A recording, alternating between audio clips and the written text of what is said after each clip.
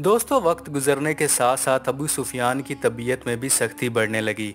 اس رویے کی ایک وجہ ان کے چچا ابو لہب تھے، جن کا ان پر گہرا اثر تھا۔ دوسرے لوگ بھی اس آیت مبارکہ سے متاثر ہوئے، جس کا تذکرہ ہم پچھلی ویڈیو میں کر چکے ہیں۔ حضرت ابو بکر رضی اللہ تعالیٰ عنہ نے اسلام قبول کروانے میں اپنی زوجہ ام رومان رضی اللہ تعالیٰ عنہ کے علاوہ اپنے بیٹے حضرت عبداللہ رضی اللہ تعالیٰ عنہ اور بیٹی اسما رضی اللہ تعالیٰ عنہ کی بھی رہنمائی کی۔ یہ دونوں حضرت ابو بکر کی دوسری زوجہ کے بچے تھے، جن کا انتقال ہو چکا تھا۔ حضرت عائشہ رضی اللہ تعالیٰ عنہ سے ان کی ایک اور بیٹی پیدا ہوئی، جن کا نام انہوں نے عائشہ رکھا۔ یہ بیٹی حضرت زید رضی اللہ تعالیٰ عنہ کے بیٹے حضرت اسامہ رضی اللہ تعالیٰ عنہ کی طرح پیدائشی مسلمان تھی۔ اگرچہ حضرت ابو بکر نے اپنی کوششوں سے بہت سے لوگوں کو اسلام کی طرف مائل کیا تھا، لیکن وہ اپنے بڑے بیٹے کو دین کی تبلیغ پر آمادہ نہ کر سکے۔ ان حالات میں اگر مومنین کو مایوسی کا سامنا تھا، تو مخالفین بھی اس بات کا احساس کرنے لگے تھے کہ اب ان کے لیے مکہ میں ایک مستقبل مصیبت کھڑی ہو چکی ہے، جس کی وجہ سے ان کا طرز زندگی اور روشن مستقبل مشکل ہوتا جا رہا ہے۔ خاص طور پر ان کے بچوں کے نکاح اور رشتے کے معاملات اور زیادہ پیچیدہ ہو چکے تھے۔ بنو مخزوم کو اس وقت بڑی خوشی ہوئی جب ان کے خاندان کے فرد عبداللہ نے مجلس شورا میں اپنے ماموں زاد بھائی حضرت محمد صلی اللہ علیہ وآلہ وسلم کی مخالفت کی تھی، جبکہ عبداللہ کے بھائی زبیر نے اگرچہ مخالفت نہ کی، لیکن اسلام کا پیغام قبول کرنے سے انکار کر دیا تھا۔ عبداللہ کی طرح زبیر بھی عبد المطلب کی نسل سے تھے۔ اپنے بھائیوں کے ماموں زاد بھائی حضرت ابو سلمہ رضی اللہ تعالیٰ عنہ سے نکاح کو زیادہ عرصہ نہیں گزرا تھا۔ حضرت ابو سلمہ کا تعلق بنو مخزوم کی دوسری شاخ سے تھا۔ اس رشتے سے پورے خاندان کو بہت خوشی ہوئی تھی، کیونکہ اس کی وجہ سے خاندان کی دونوں شاخیں آپس میں جڑ گئی تھی۔ اسی لیے حضرت ابو سلمہ کے اسلام لانے کی خبر پھیلی تو لوگوں کو شدید صدمہ ہوا۔ ہندہ، جو بعد میں ام سلمہ رضی اللہ تعالیٰ عنہ کے نام سے معروف ہوئیں، انہوں نے اپنے شوہر کی پیروی کرتے ہوئے اسلام قبول کرنے کا اعلان کیا تو غم و غصے کی ایک نئی لہر دوڑ گئی۔ حضرت ابو سلمہ رضی اللہ تعالیٰ عنہ کے والد کے انتقال کے بعد ان کی والدہ برہ نے قریش کے خاندان عامر کے ایک فرد سے نکاح کر لیا تھا۔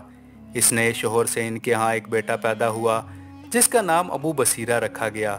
قبیلہ عامر کے سردار سہیل نے حال ہی میں اپنی بیٹی ام کلثوم کا نکاح ابو بصیرہ سے کیا تھا۔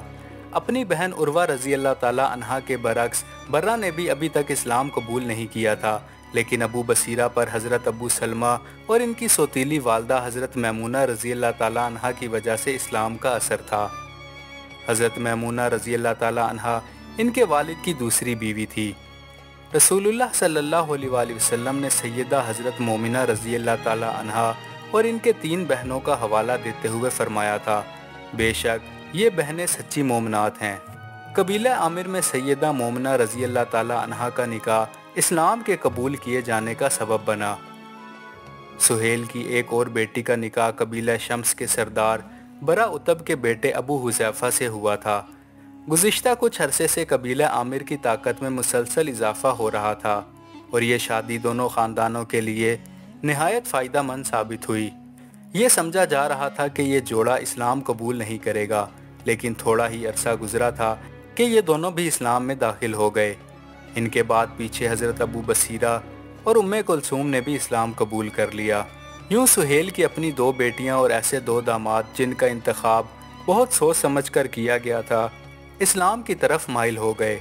اس کے ساتھ ساتھ ان کے 3 بھائی، بیوی اور رشتہ دار بھی اسلام میں داخل ہو چکے تھے، لیکن سہیل کے لیے سب سے زیادہ تکلیف دہ بات یہ تھی کہ ان کا اپنا بیٹا بھی رسول اللہ صلی اللہ علیہ وآلہ وسلم کے پیروکاروں میں شامل ہو چکا تھا۔ عبداللہ کو امید تھی کہ اس کا باپ بھی بہت جلد اسلام قبول کر لے گا۔ رسول اللہ صلی اللہ علیہ وآلہ وسلم بھی اس امید میں شریک تھے، کیونکہ سہیل دوسرے سرداروں کے مقابلے میں زیادہ پرہیزگار اور عقل مند سمجھا جاتا تھا۔ اس کی روحانی سوچ کا تذکرہ بھی عام تھا، لیکن سہیل کے رویے سے یہ ظاہر ہو رہا تھا کہ اسلام کے بارے میں اس کی تلخی بچوں کی نافرمانی کی وجہ سے بڑھتی جا رہی تھی۔ دوستو، خاندان عبد الشمس اور ابو حذیفہ وہ واحد سردار نہ تھے جنہوں نے والد کے حکم کی نافرمانی کی ہو۔ حضرت خالد رضی اللہ تعالیٰ عنہ، جنہوں نے خواب میں دیکھا تھا کہ آپ صلی اللہ علیہ وآلہ وسلم نے انہیں آگ سے بچا لیا ہے، اب تک اپنا دین چھپائے ہوئے تھے، लेकिन जब इनके वालिद को इसका इल्म हुआ तो इनके इसरार के बावजूद हज़रत खालिद रज़ी अल्लाह ताला अन्हो ने ये कहकर दीन फिरने से इनकार कर दिया, मैं अपनी जान दे सकता हूँ लेकिन मोहम्मद के दीन को नहीं छोड़ सकता। इस पर इन्हें बेरहमी से मारा गया, फिर कैद में डाल दिया गया और खाने पीने को बंद कर दिया गया। कुछ दिनों बाद वो इस कैद से फरार होने में कामयाब हुए, लेकिन इनके वालिद ने इनका पीछा किया। दोस्तों, उतबा मिजाज के लिहाज से अबू हुज़ैफ़ा के मामले में निस्बतन नरम दिल था। अबू हुज़ैफ़ा रज़ी अल्लाह ताला अन्हो को भी अपने बाप से मोहब्बत थी और इन्हें उम्मीद थी कि वो एक दिन बुत परस्ती छोड़कर इस्लाम कबूल कर लेंगे। जहाँ तक अब्दुल शम्स के अमवी शाख का ताल्लुक़ है, इसमें हज़रत उस्मान रज़ी अल्लाह ताला अन्हो का इस्लाम कबूल करना और हज़रत रुकैया रज़ी अल्लाह ताला अन्हा से इनका निकाह करना वाहिद तकलीफ़ दे मसला ना था। बनी असद बिन खुज़ैमा के बहुत से अफराद ने भी इसी तरह इस्लाम में अपनी अकीदत का इजहार कर दिया था और ख़ानदान जहश के लोग जो रसूलुल्लाह सल्लल्लाहु अलैहि वसल्लम से कुराबत रखते थे, इस्लाम कबूल करने में पेश थे। इन सब की तादाद 14 थी। इन लोगों के साथ साथ अमवी सरदार अबू सुफियान खुद अपनी बेटी उम्मे हबीबा के हाथों इस्लाम से शिकस्त खा चुके थे। हज़रत उम्मे हुबैबा रज़ी अल्लाह ताला अन्हा की शादी हज़रत उबैदुल्लाह बिन जहश रज़ी अल्लाह ताला अन्हो से हुई थी, जो अब्दुल्ला के भाई थे। मज़ीद वीडियोस के लिए चैनल को सब्सक्राइब करें।